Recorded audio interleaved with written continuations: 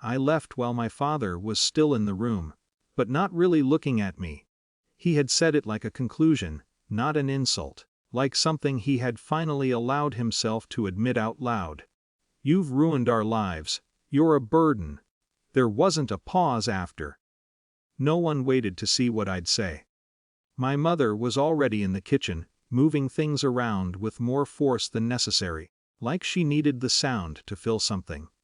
I remember smiling, but not because I felt anything close to okay. It was more like my face had decided before I did. A small, polite expression, something you'd give a stranger when stepping past them in a narrow hallway. "Okay," I said, though I don't think either of them heard it. I packed lightly. Not out of restraint, just because most of what I owned didn't feel worth taking. The house itself had always felt temporary to me, even when I was the one quietly keeping it running. At the door, I hesitated, but not for long. No one called after me. No one asked where I was going. Outside, the air felt unusually still. I stood there for a minute, maybe two, trying to locate a feeling that didn't quite arrive. Not relief. Not anger. Just a kind of absence, like something had already ended before I stepped out. I didn't check my phone until later. "Don't come back," it was from my mother. No punctuation, no follow-up. I read it twice, not because it was confusing, but because it wasn't. There was nothing left to interpret. No tone to guess at. Just a clean line drawn where something used to be. I typed back okay. That was all. The first few days passed without much shape. I stayed with a friend who didn't ask too many questions. I think they understood that explanations would make things heavier, not clearer. I slept more than usual. Not deeply, but enough to feel time moving.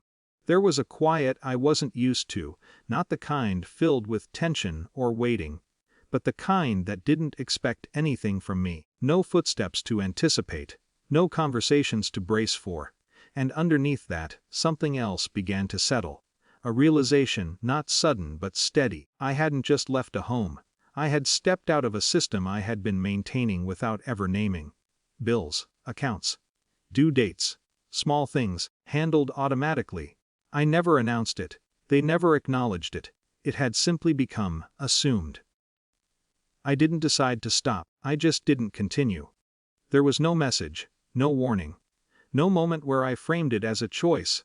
I woke up one morning, checked my bank app out of habit, and then closed it without doing anything. That was it. The first sign came indirectly. A voicemail, not meant for me, but forwarded through some outdated contact chain. A utility company asking about an overdue balance. The tone was neutral, almost bored. I listened to it once, then deleted it. The second time it was my father calling. I let it ring.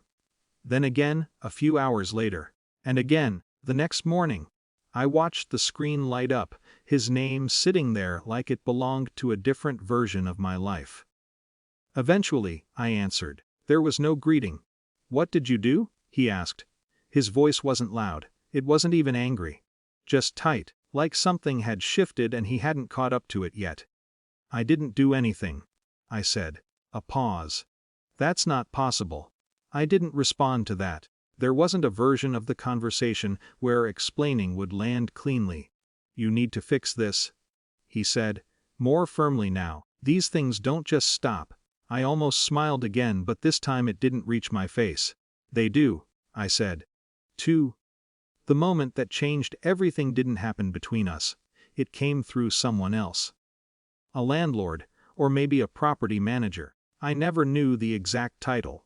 They called during the afternoon, their tone practiced and clear.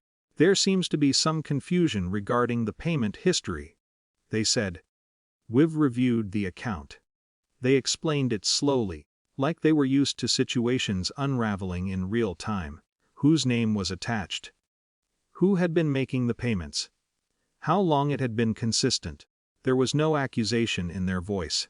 Just facts, arranged in a way that didn't require interpretation. "We'll need to speak with the current occupants directly," they added.